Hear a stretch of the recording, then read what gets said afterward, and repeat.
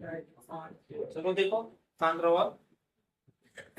भूगोल में अभी हम लोगों ने देखा था, ग्रह उपग्रह नक्षत्रों इन सब के बारे में देख लिया था। सौर मंडल, है ना, सौर मंडल के सभी ग्रहों के बारे में देखा, कुछ तारों के बारे में देखा, ठीक है, और आकाश गंगा इन सब के बारे में हम लोगों ने पढ़ लिया था। अब इसके बाद आता है पृथ्वी और चंद्रमा के बारे में। पृथ्वी और चंद्रमा का आपस में क्या संबंध है, पृथ्वी और चंद्रमा दोनों एक दूसरे को कैसे प्रभावित कर रही हैं, उनके गति के कारण क्या क्या बदलाव होता है, ये सब आज इसमें देखेंगे हम। ठीक है, ये चित्र देख रहे हो, ये किसका है, ये बता सकते हो? ये पृथ्वी का चित्र है और ये चंद्रमा है। ये हमारी पृथ्वी है और ये चंद्रमा है ना। आज यही पृथ्वी और चंद्रमा के आपसी तालमेल के बारे में पढ़ा जाएगा। क्या है, पृथ्वी किसका चक्कर लगाती है? सूर्य का। और चंद्रमा सूर्य का भी। चंद्रमा जो है वो पृथ्वी का भी चक्कर लगाएगा और उसके साथ साथ सूर्य का भी चक्कर लगाता है। पृथ्वी जैसे जैसे घूमती रहती है उसी के साथ साथ चंद्रमा भी उसके साथ सूर्य का चक्कर लगाता है। कुछ इस तरह से देखो, जैसे मान लो ये सूर्य है ना, ये सूर्य है। अब पृथ्वी इस रास्ते पर चक्कर लगाएगी ना, ऐसे बोलो, पृथ्वी इस दिशा में चक्कर लगाएगी इस तरह से, है ना। चंद्रमा क्या करेगा, चंद्रमा पृथ्वी का चक्कर लगाएगा। ठीक है, चंद्रमा पृथ्वी का और पृथ्वी सूर्य का। जैसे जैसे पृथ्वी खिसकते हुए इधर जाएगी उसी के साथ साथ चंद्रमा इस तरह से गति करते हुए जाएगा। समझ रहे हो ना, ऐसे ऐसे पृथ्वी के साथ वो सूर्य का चक्कर इस तरह से लगाएगा। जैसे यहाँ पर चंद्रमा ऐसे चक्कर लगा रहा है, पृथ्वी यहाँ पहुंची तो चंद्रमा इस तरह से चक्कर लगा रहा है, पृथ्वी यहाँ पहुंच गई तो चंद्रमा इसके इर्द गिर्द इस तरह से चक्कर लगा रहा है। तो चंद्रमा की स्थिति भी बदलती रहेगी और पृथ्वी की स्थिति भी बदलती रहेगी। पृथ्वी केवल सूर्य का चक्कर लगा रही है, चंद्रमा पृथ्वी और सूर्य दोनों का चक्कर लगा रहा है। बात समझ में आ गई ना? ठीक, अब आगे देखते हैं।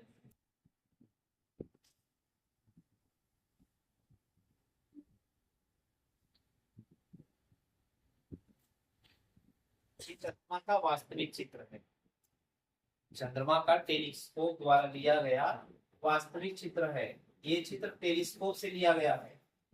टेलीस्कोप मतलब अंतरिक्ष में देखने वाली दूरबीन, जिस दूरबीन की सहायता से हम अंतरिक्ष में ग्रहों को, तारों को अच्छे से देख सकते हैं बारीकी से, उस टेलीस्कोप से लिया गया ये चंद्रमा का चित्र है। इस पे जगह जगह धब्बे दिख रहे हैं ना, ये धब्बे जो हैं कहीं पहाड़ या कहीं पर गड्ढे हैं, बड़े बड़े क्रेटर जिनको बोलते हैं। ठीक है ना, तो ये धब्बे कुछ नहीं है, ये वहां गड्ढे और पहाड़ों के छाया है। ठीक है ना, चंद्रमा जो है वो पृथ्वी का प्राकृतिक उपग्रह है। ठीक है ना, प्राकृतिक मतलब प्रकृति में स्वयं बना है। और भी उपग्रह मानव द्वारा छोड़े जाते हैं जो अन्य ग्रहों के चक्कर पृथ्वी का या चंद्रमा का चक्कर लगाते हैं, लेकिन ये चंद्रमा जो है ये पृथ्वी का प्राकृतिक उपग्रह है। जैसे पृथ्वी अपनी धुरी पर घूमती है और सूर्य की परिक्रमा करती है, इसी प्रकार पृथ्वी क्या करती है, अपनी धुरी पर भी घूमेगी। पृथ्वी अपनी धुरी पर इस तरह से भी घूमती है और साथ साथ सूर्य का भी चक्कर लगाती है। ऐसे ही चंद्रमा भी अपनी धुरी पर घूमता है, पृथ्वी का चक्कर लगाता है और साथ साथ सूर्य का भी चक्कर लगाता रहता है। ठीक, और चंद्रमा का खुद का प्रकाश नहीं होता है, यह सूर्य के ही प्रकाश को परावर्तित करता है। परावर्तित करता है मतलब वापस लौटाता है। जब सूर्य का प्रकाश चंद्रमा पर पड़ता है तो वही प्रकाश वापस आता है, जिसकी वजह से भी चंद्रमा चमकता हुआ दिखाई देता है।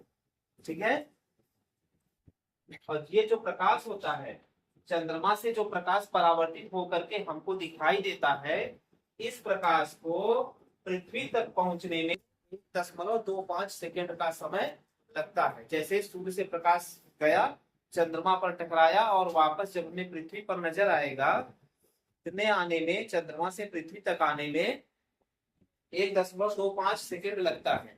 इसी प्रकाश को हम लोग चांदनी या इंग्लिश में मून लाइट कहते हैं, ठीक, जिसको गांव की भाषा में, देसी भाषा में अजोरिया कहते हो ना। अजोरिया रात है, अजोरिया जो चंद्रमा का उजाला आ रहा है उसी को चांदनी कहते हैं या मून लाइट कहते हैं। बात समझ में आई यहाँ तक? आगे देखो।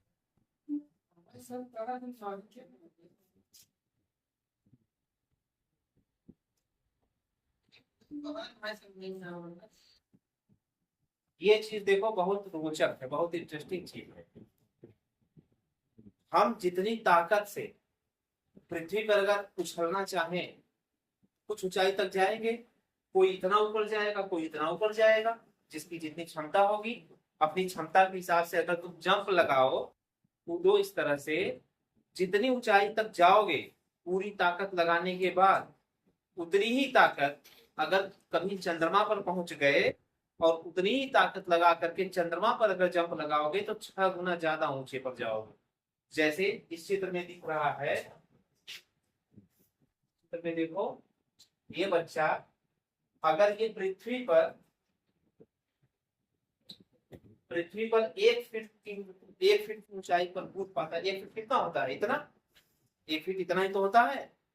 अगर ये बच्चा पृथ्वी पर अपनी पूरी क्षमता से 1 फीट की छलांग लगा सकता है, वही बच्चा अगर चंद्रमा पर जाए और वहां पर उतनी ही ताकत से जंप लगाए तो वह 6 फीट ऊंचा हो जाएगा। बात समझे? पृथ्वी पर 1 फीट कूद लोगे और अगर वही चंद्रमा पर जाकर के कूदोगे तो 6 फीट ऊंचाई पर जाओगे। ऐसा क्यों होता है? तो वहाँ का साधन भी कम हो जाएगा। हाँ, पे अगर 50 किलो के हो तो वहाँ 5 किलो की रह जाओगे, लेकिन वहाँ हल्के हो जाओगे। ऐसा या हल्के इसलिए,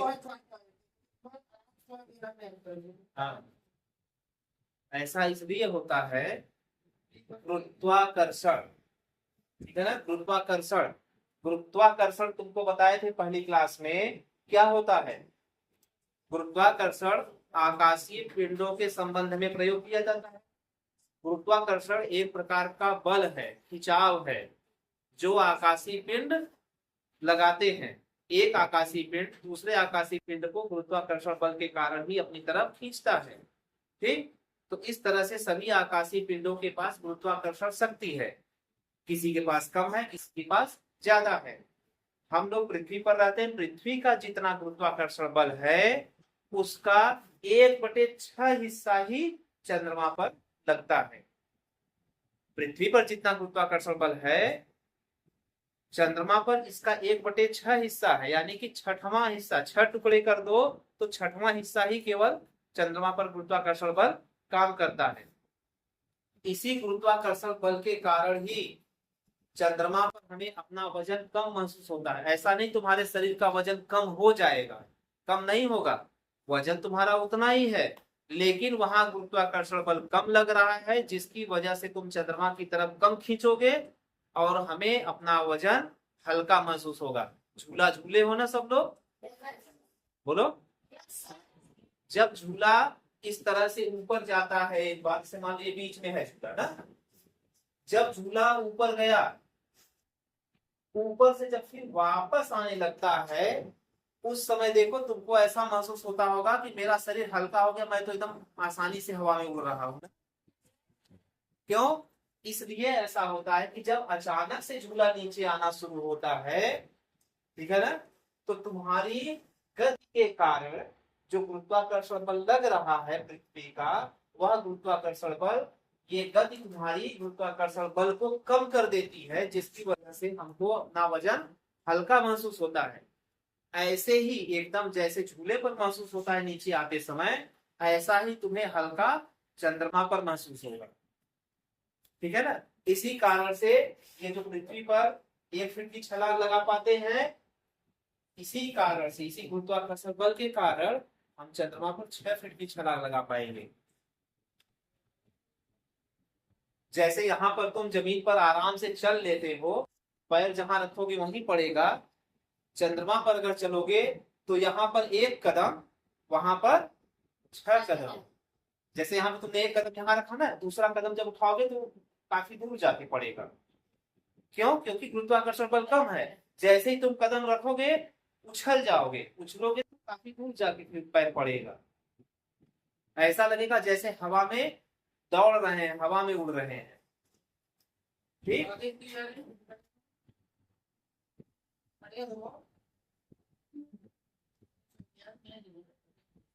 अगर आपका वजन यहाँ 30 किलो है, तो कहाँ पे पहुंचा दिया जाए तो आपका वजन कितना कितना कितना कम हो वहाँ जाएगा? तो तुम 30 किलो के हो, पृथ्वी पर आप 30 किलो के, चाँद पे ले जाके वहाँ तक ले जाए आपको, वहाँ वजन कितना होगा? 5 किलो, 1/6 हिस्सा हो जाएगा ना।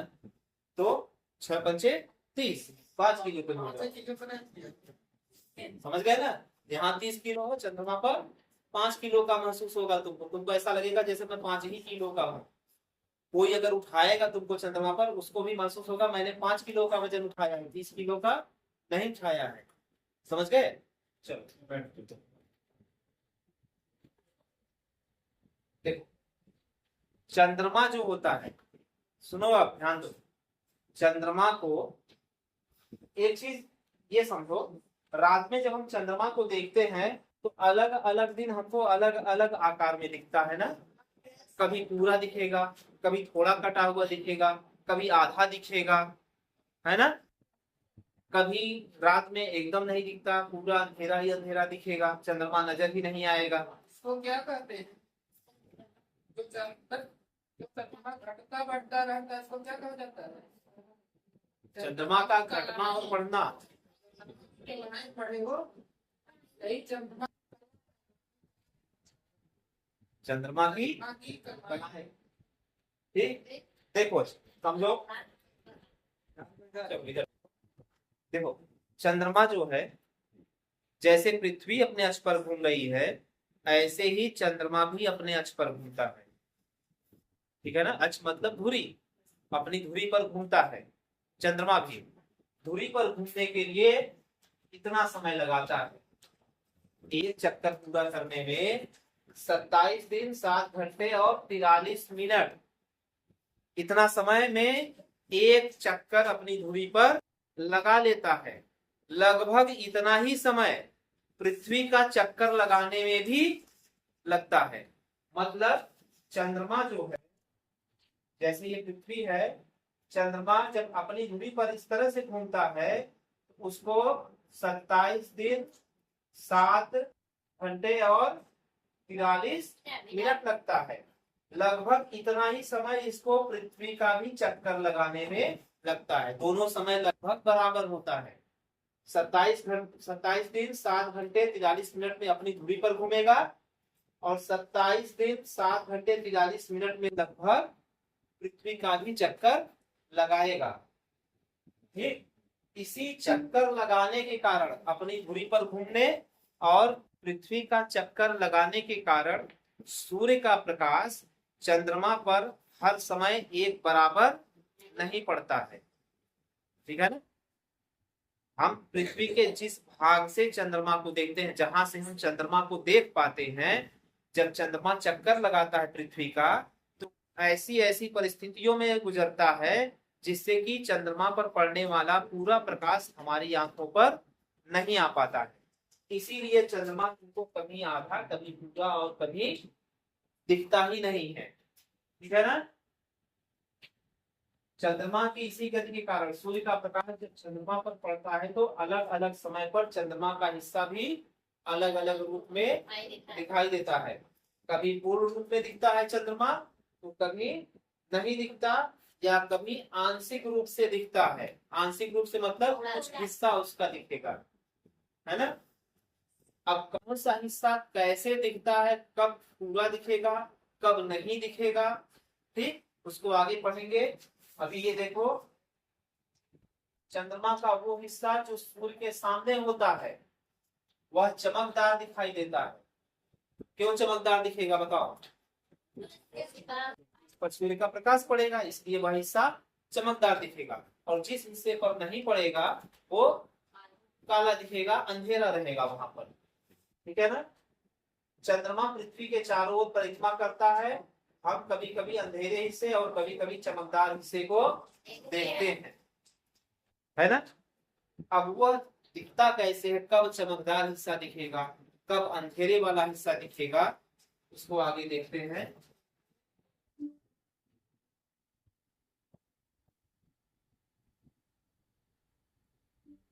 देख, अब ये है चंद्रमा की कलाएं।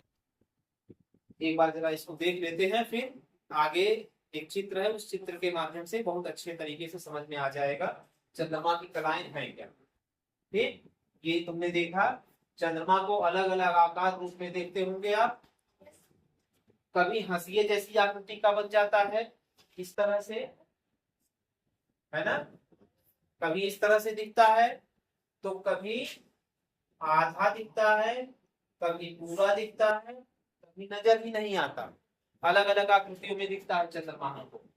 ठीक, ये भी देखते होंगे, कभी कभी चंद्रमा छोटा दिखा हंसिये जैसा, फिर बढ़ करके आधा होगा, फिर बढ़ करके पूरा होगा, और फिर उल्टा ये घटना शुरू हो जाता है इस तरीके से ना, थोड़ा थोड़ा होते होते घटते घटते फिर एकदम से गायब हो जाता है, अंधेरा पूरा हो जाता है।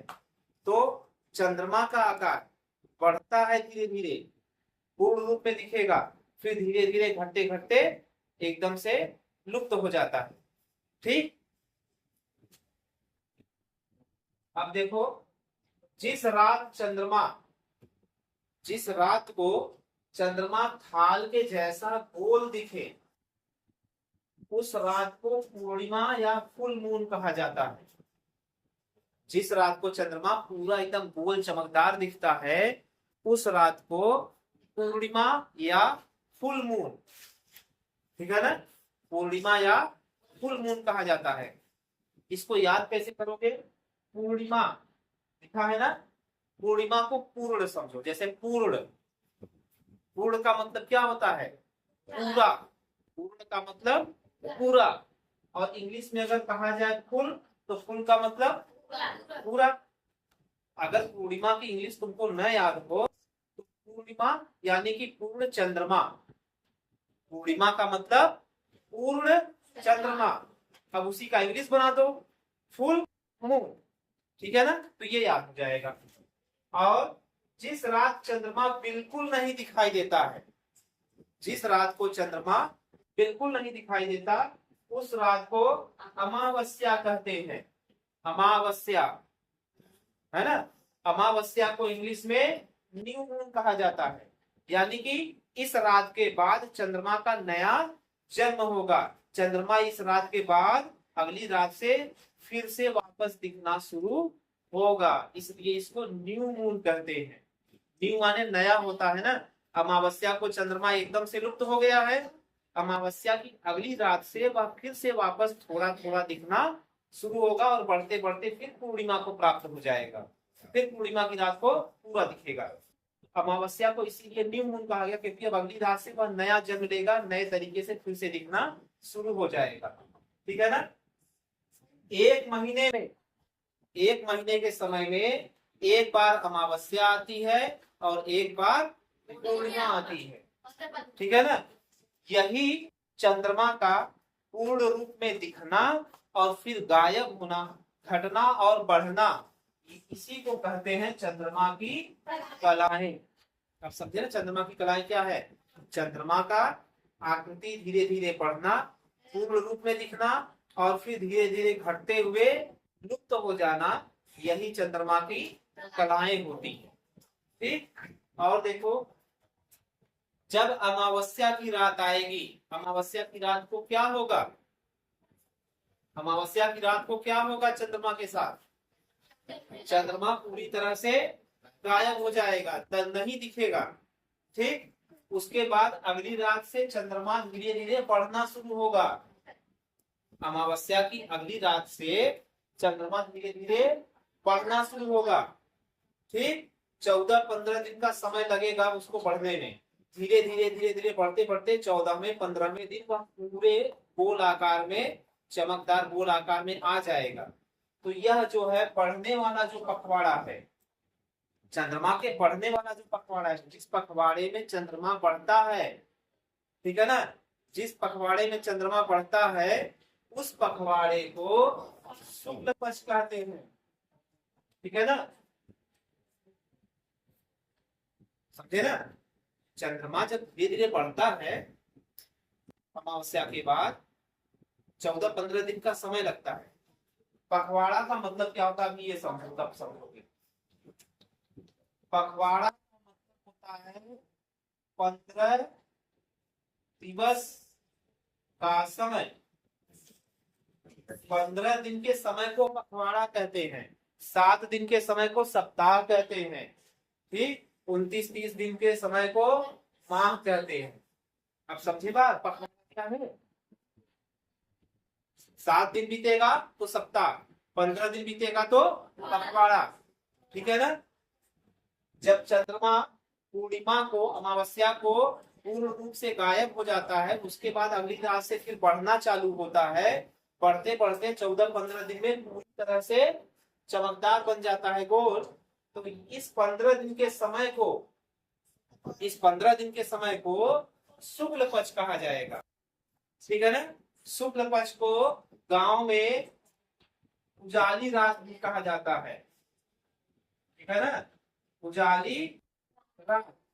उजाली रात में क्या होता है, धीरे धीरे जब चंद्रमा बढ़ता रहता है तो एक एक दिन बढ़ते बढ़ते उजाला भी बढ़ता जाता है, और पूर्णिमा के दिन संपूर्ण उजाला रहता है ना। इसी उजाली रात को शुक्ल पक्ष कहा जाएगा।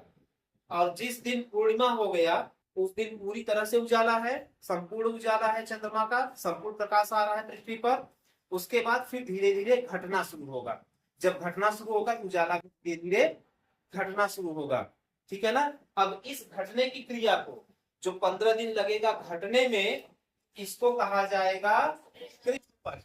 मतलब 15 दिन लगभग शुक्ल पक्ष रहेगा और 15 दिन कृष्ण पक्ष रहेगा। इसीलिए देखो हर महीने में 15 दिन उजाला रहता है और 15 दिन अंधेरा रहता है ना। तो कृष्ण पक्ष में क्या होगा, कृष्ण पक्ष में अंधेरा चलेगा और शुक्ल पक्ष में उजाला चलेगा।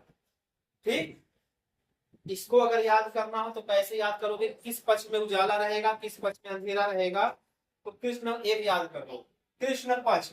कृष्ण मतलब काला, कृष्ण मतलब काला। जैसे कृष्ण जी के बारे में कहा जाता है वो सांवले थे, तो सांवला मतलब काले से तुलना कर लो। तो कृष्ण पक्ष मतलब अंधेरी रात, शुक्ल पक्ष मतलब उजाली रात। ठीक है।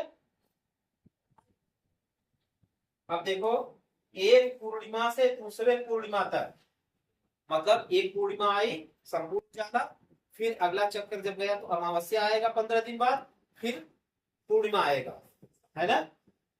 जैसे पहले पूर्णिमा आया, ठीक है ना, पूर्णिमा आई, है ना, पूर्णिमा आया, ये चलेगा 15 दिन, आ जाएगा अमावस्या, होगा ना। अब ये अमावस्या चलेगा 15 दिन, वापस फिर पूर्णिमा आएगा। तो एक पूर्णिमा से दूसरे पूर्णिमा तक पहुंचने में 29 दिन 12 घंटे 44 मिनट का समय लगता है। तो लगभग 30 दिन ना, 29.5 दिन तो हो ही गया, लगभग 30 दिन का समय लग रहा है। इसीलिए 15 दिन पूर्णिमा से अमावस्या कृष्ण पक्ष होता है और अमावस्या से पूर्णिमा शुक्ल पक्ष होता है। ये समझ गए ना, अजूरिया रात, अंधेरिया रात, इसका चक्कर समझ गए, कैसे उजाली रात आती है, कैसे अंधेरी रात आती है। यह चंद्रमा की कलाओं के कारण होता है। ठीक है ना। अब ये चंद्रमा का घटना बढ़ना, इसकी वजह से रात दिन का चक्कर समझ में आ गया। लेकिन ये घटता बढ़ता क्यों है, चंद्रमा घटता बढ़ता क्यों है, इसके बारे में देखो क्यों घट बढ़ रहा है चंद्रमा। इस चित्र से देखो, देखो ये है हमारा सूर्य, क्या है ये सूर्य, सूर्य का प्रकाश ये है, ठीक है ना। ये हमारी पृथ्वी है, ये किनारे किनारे चंद्रमा चक्कर लगा रहा। जब सूर्य का प्रकाश निकलेगा चंद्रमा पर पड़ेगा, अभी सबको एक साथ मत देखो, पहले इसको देखो, पहला नंबर इसको देखो। ये सारे गोले गायब हैं, क्यों? क्योंकि चंद्रमा अभी यहाँ पर है, अभी चंद्रमा मान लो यहाँ पर है, तो ये जितने सारे गोले तुमको दिख रहे हैं ये नहीं है इस समय। जब यहाँ पर नहीं तो सूर्य का प्रकाश पूरा आकर के चंद्रमा पर पड़ेगा, इस तरह से पड़ा ना। यहाँ पर मान लो तुम खड़े हो, ठीक है, यहां से तुमने देखा चंद्रमा की तरफ, तो तुमको ये पूरा हिस्सा उजाला हुआ दिखाई देगा ना। और चंद्रमा इस तरह से है, ये चंद्रमा यहाँ तो द्विविमीय चित्र है। अगर यहाँ पर एक गेंद हम रख दें तो उस गेंद का ये पूरा गोल हिस्सा तुमको चमकता हुआ दिखेगा ना। कहने का मतलब यहाँ से तुमको चंद्रमा पूरा गोल दिखेगा, पूरा गोल चमकता हुआ दिखेगा। अब आ जाओ इस चित्र के पास, तुम यहीं पर खड़े हो। अब सूर्य का जो प्रकाश है, ठीक है, सूर्य का जो प्रकाश है यहाँ जो पड़ेगा चंद्रमा पर, ये इतने हिस्से में पड़ेगा, क्यों? ये यहां से जब यहाँ खिसकेगा तो सूर्य का प्रकाश तिरछे पड़ेगा ना। तिरछे पड़ने की वजह से गेंद का जो नीचे का हिस्सा होगा, अभी यहाँ गेंद अगर रखे, गेंद की जो नीचे का हिस्सा होगा वहां परछाई दिखेगी, वहां पर अंधेरा होगा। जब वहां पे अंधेरा होगा तो हमको केवल इतना सा हिस्सा चमकता दिखेगा, थोड़े से भाग पर अंधेरा होगा, ठीक। अब वही गेंद अगर हम यहाँ खिसका दें, यहाँ से जब सूर्य का प्रकाश पड़ेगा तो आधे हिस्से पर नहीं पड़ेगा, आधे पर पड़ेगा। ऐसे ही बढ़ते बढ़ते जब चंद्रमा सूर्य के ठीक सामने आ जाएगा तो सूर्य का प्रकाश केवल इधर वाले हिस्से में पड़ेगा ना, पीछे वाले हिस्से पर। इधर वाले हिस्से पर तो सूर्य का प्रकाश पड़ेगा ही नहीं। जब नहीं पड़ेगा और हम इधर से देखना चाहेंगे तो इस भाग पर अंधेरा दिखेगा, ठीक है ना। अभी यहाँ पर जब था तो ये था पूर्णिमा, ये पूर्णिमा था क्योंकि यहाँ पर संपूर्ण उजाला था। अब धीरे धीरे कम होते होते यहाँ पर पूरा अंधेरा हो गया, मतलब चंद्रमा पूरी तरह से नहीं दिख रहा है। वापस जब इस स्थिति में पहुंचेगा चंद्रमा, इस स्थिति में पहुंचेगा तो यहाँ पर भी चंद्रमा के केवल इस पीछे वाले हिस्से पर, गेंद के नीचे की तरफ पीछे के हिस्से पर केवल प्रकाश पड़ेगा, सामने के इधर वाले हिस्से पर प्रकाश नहीं पड़ेगा। जब नहीं पड़ेगा तो हमको इधर का हिस्सा काला दिखेगा और इधर का हिस्सा थोड़ा सा चमकता हुआ दिखेगा। ऐसे ही जब चंद्रमा यहाँ पर पहुंच गया तो आधे हिस्से पर प्रकाश पड़ेगा, आधे हिस्से पर नहीं पड़ेगा, जिसकी वजह से हमें चंद्रमा केवल आधा दिखेगा। फिर वापस जब ये यहाँ पर पड़ जाएगा तो गेंद के पीछे का हिस्सा जो थोड़ा सा ऊपर वाला होगा, ऊपरी हिस्सा, उस पर अंधेरा रहेगा। वापस जब यहाँ आएगा तो पूरी तरह से उजाला हो जाएगा। इसी तरह से सूर्य के प्रकाश के कारण चंद्रमा जो है घटता बढ़ता रहता है, ठीक है ना। इसका एक प्रैक्टिकल है, किसी दिन देख करवाते हैं। अगर किसी के पास प्लास्टिक की गेंद हो, छोटी और बड़ी, ठीक है, एक छोटी गेंद ले आना, एक बड़ी गेंद, पुरानी हो टूटी गेंद हो तो ले आना। इसका एक प्रैक्टिकल करवाते हैं बहुत अच्छे से। जो चीज इस चित्र में दिख रहा है यही चीज तुमको प्रैक्टिकल करोगे तो बहुत अच्छे से समझ में आ जाएगा। खुद करोगे, खुद ही करोगे, अपने आप करोगे, तुम्हें खुद समझ में आ जाएगा कैसे ये आकार चंद्रमा का बदल रहा है। बहुत आसान है, ठीक है। चलो, ठीक है, ये समझ में आ गया ना चंद्रमा की कलाएं, किस तरह से चंद्रमा का आकार बदल रहा है। हो गया, आज इतना ही था, किसी दिन अब इसके आगे पढ़ाएंगे। अब इसके बाद जो है ये चंद्रमा की कलाएं हो गई। इसके बाद चंद्र ग्रहण कैसे लगता है, सूर्य ग्रहण कैसे लगता है, ठीक, और चंद्रमा पर कैसे कैसे उपग्रह पहुंचाए जा चुके हैं, इसके बारे में देखेंगे। ठीक है।